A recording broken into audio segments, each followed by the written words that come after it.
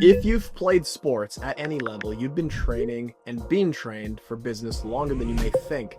I've been thinking about this a lot lately, and the longer that I build companies and spend time as an entrepreneur, the more that I realize how much sports prepared me for this, not just physically, but mentally, and most importantly, strategically. So I want to walk you through today 5 things that sports taught me about building a company.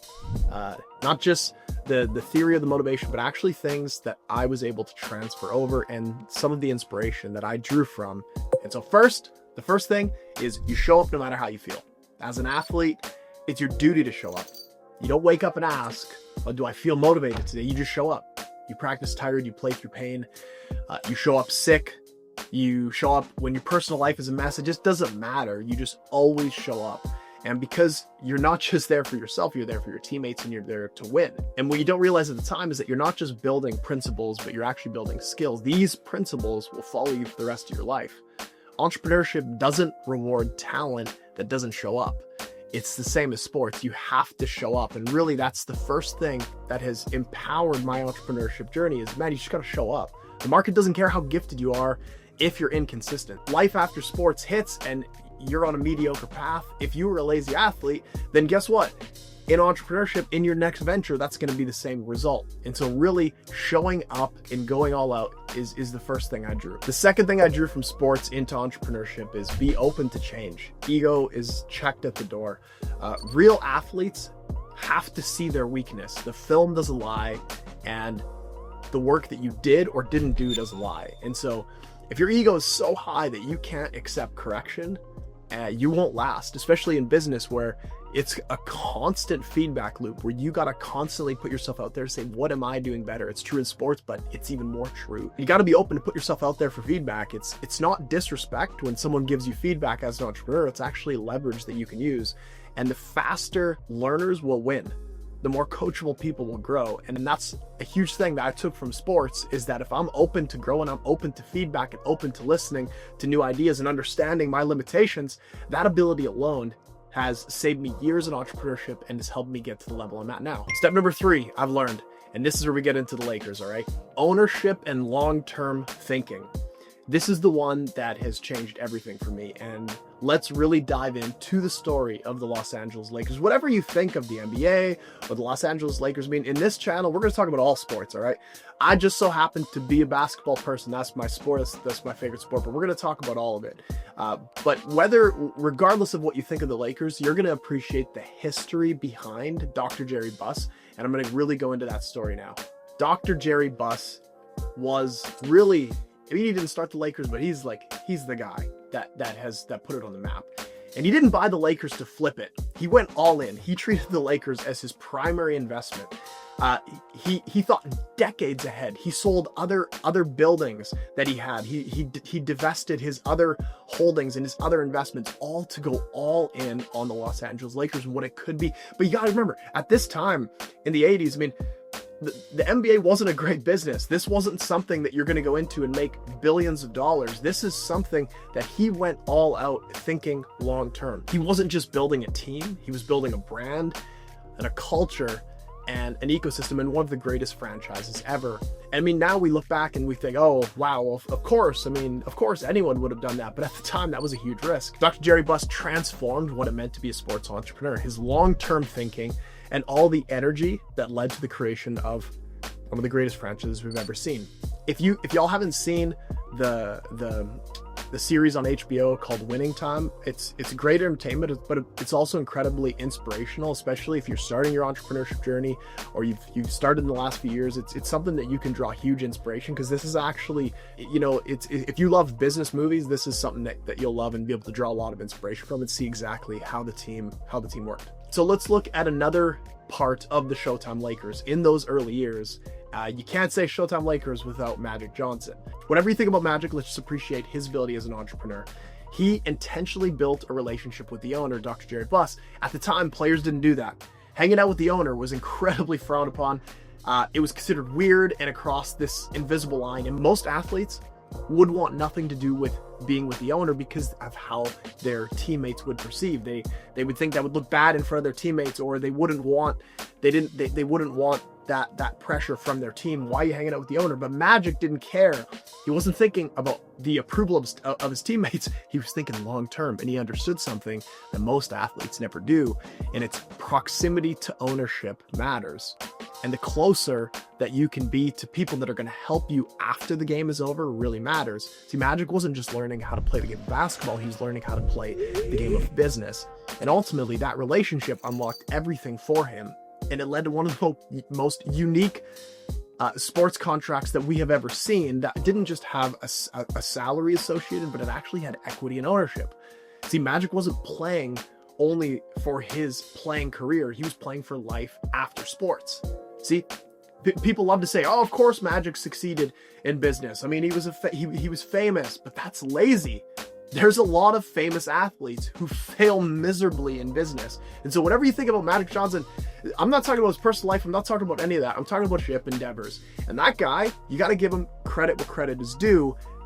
He's an incredible entrepreneur that has been able to transfer that same charisma and leadership that he had on the floor to transfer it over into business. So man, reflecting on the Lakers, I mean, you watch Dr. Jerry Buss think long-term, build one of the greatest franchises. You watch the ability Magic Johnson was able to go from an athlete to a billionaire, and credit where credit's due. I mean, regardless of what y'all think about him in his personal life, the guy's a great entrepreneur, and you gotta give him credit where credit's due. And so, I mean, the most incredible things to wrap this point up on ownership and long-term thinking is look at how Dr. Jerry Buss thought of the team. Think of how Dr. Jerry Buss thought of his investment as the Los Angeles Lakers. I mean, it's one of the most iconic brands now. They just sold to the LA Dodgers, the group that owns the LA Dodgers. They just sold the franchise for a record deal, and you got to understand, the reason that franchise was put in that place was because Dr. Jerry Buss came in and he completely revolutionized how sports were. He was the first to introduce so many different things that pro sports franchises now all have, but he was the first guy to say, I'm going all in. He sold buildings, he divested, and he thought long term. He wasn't thinking 5 years or 2 years or 10 years. He was thinking 20 years down the line, and look how that paid off for him. That long-term thinking was incredible. And then to also look at Magic Johnson, who had a ton of success through the Showtime Lakers, to watch what he was able to do in business and become a billionaire, all from putting himself in proper scenarios and transferring the same charisma that he had on the floor to off the floor. And so I want you all to think about that story of the Lakers, to be able to just inspire you on your journeys and what can be possible when we think long-term, how we think long-term, and we think like owners, what can be possible in the future. The fourth thing that sports has taught me as we build these businesses is responsibility under pressure. As an athlete, pressure is unavoidable. Game day doesn't care how you feel. And when the moment comes, leaders don't disappear. And that's what sports really taught me, is that we have to rise. Every day is game day. You got to rise to the occasion, and you got to understand that responsibility is all on your shoulders. If you're an athlete and you're sitting there blaming your teammates, coaches, refs, you probably, at the end of the day, didn't make it to the highest level you could have. But as an entrepreneur, you have to take that. There's no one else to blame except yourself. Carry that over into business and understand that when decisions are heavy, when things go sideways, when people are looking at you, that's, like I said, that's game day. Every day is game day. And that's what you train for as an athlete.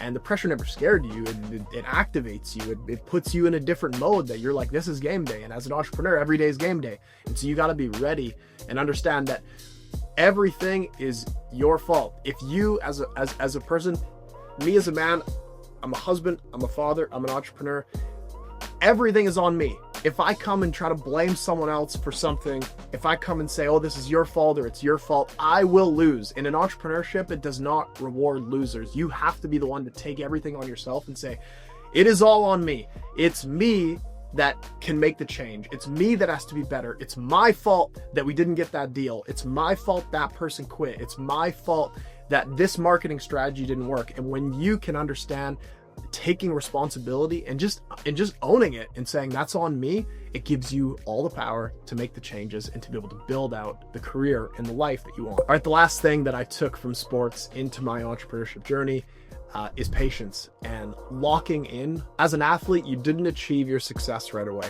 It took time. You trained, you lost, you adjusted, you came back. Business is the same way. And here's a warning for y'all. Most people quit way too early. They never let compounding do its work. See, I'm a decade into this, and you best believe that my next 10 years is going to be so much more impactful than the first 10 years. You got to lock in for the long haul, just like you did as an athlete. Remember when you learned at 7 years old, and now if you're 17 or you're 25, think of the years of compounding that had on your athletic ability. And with business, it's the exact same way. And if you bring that patience and that thinking into business, you give yourself an incredible edge that most people never develop. But if you understand that, hey, I've already done this before, that's why this channel exists, man. Athletes have an unfair advantage in business when you come with the right mindset. And so ultimately, sports, business is just another sport.